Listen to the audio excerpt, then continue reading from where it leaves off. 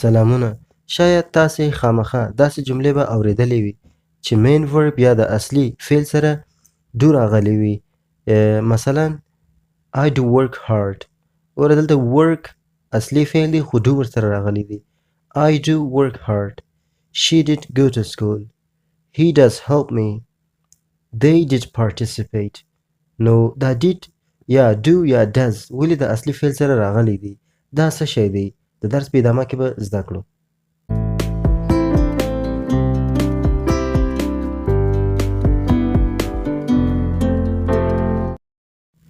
Emphatic do. We use emphatic do only with main verbs and simple present and simple past tenses. We use emphatic do to show disagreement with the previous statement. تاکیدی do. موږ تاکیدی do په حال ساده او ساده تیر زمانه کې د دې لپاره استعمالو چې د مخکنی جملې سره مخالفت وشو.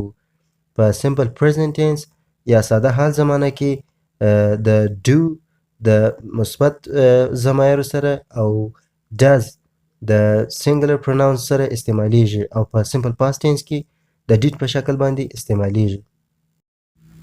The expressions for emphatic do are that's not true. What do you mean? In daily conversation, we can also use so and to with emphatic do.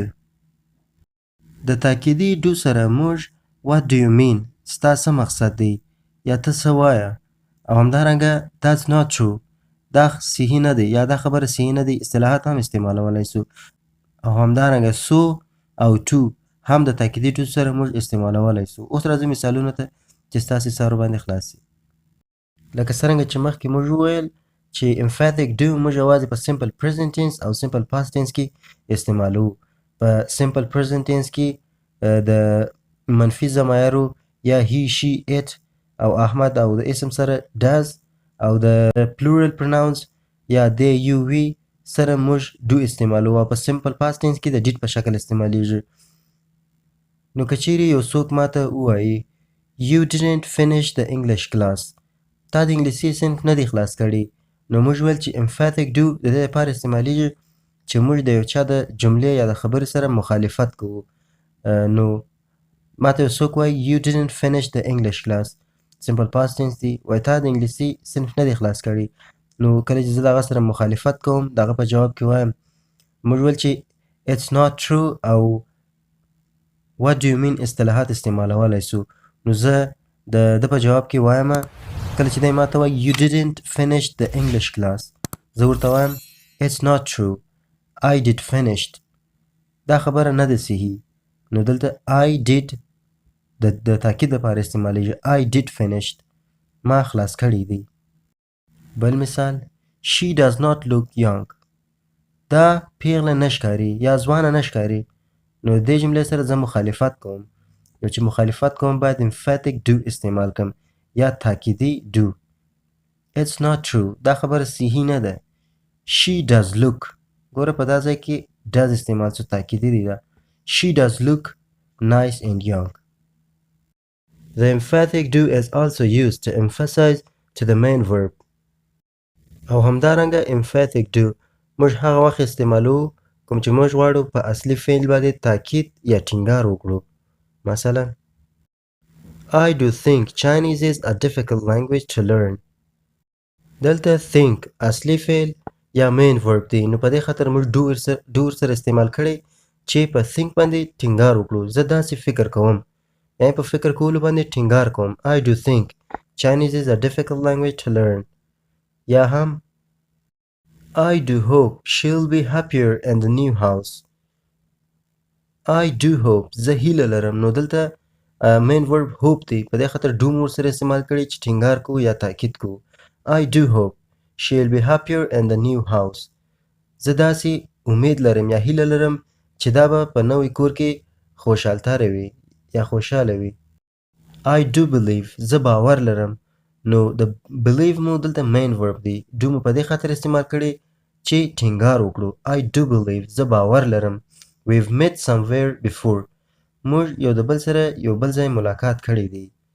I do believe we've met somewhere before زه باور لرم چې مخکې مو یو ځای سره لیدلی دی یا ملاقات مو کړی دی. You do look nice today. ته نن ښکلی ښکارې. You do look. ته نن ښکارې. په look باندې مو ټینګار کړی دی. You do look. یادونه کله چې emphatic do په simple past tense کې استعمالوي نو په دې خاطر چې did خپله د فعل دوهم حالت دی نو فعل باید په لومړی حالت کې وي. مثلا یو څوک ماته وایي You didn't go to mosque. ته مسجد ته نه تللی. نو زه د ده د سټیټمنټ سره مخالفت ښیم او هغه اصطلاحات لکه what do you mean او that's not true دغه څخه یو استعمالوم. دی ماته وایي You didn't go to mosque. ته مسجد ته نه تللی. زه ورته وایم What do you mean? ستا څه مطلب دی یا څه وایه. I did go to mosque. ګوره دلته د did وروسته go استعمال شوی went نه دی. نو همیشه مو په یاد وي د کله چې emphatic do په past tense کې استعمالوي نو فعل باید په لومړی حالت کې وي ځکه د simple past tense structure کې فعل په دوهم حالت کې دی نو کله چې دلته emphatic do استعمالوي فعل باید په لومړی حالت کې وي. نو دی ماته You didn't go to mosque. زه ورته وایم What do you mean? I did go to mosque. I did go to mosque. زه تللی یم مسجد ته یا زه ولاړم مسجد ته. So dear friends, I do my best to teach you the easiest way to learn English as I did before. And I do continue English lessons. I'll try my best to offer you the English grammar and other English lessons in ordinary language so that you learn and get something. Don't forget to like the video and write an example of emphatic do in comments below. مننه کوم ملګرو چې تر دې دمه راسره واست. د ویډیو لایک مو هیر نشي. خدای دې وکړي چې څه ناسم مو زده کړي وي. که کومه پوښتنه لرئ په کومنټ کې راته ولیکئ. که چیرې سر مو ورباندې خلاص شوی وي نو مهرباني وکئ د emphatic do یو مثال په کومنټ کې راته ولیکئ. زه به ډیر خوشحاله سم. تر نوې درسونو مو په خدای پاک سپارم. ښه وخت ولرئ. See you then.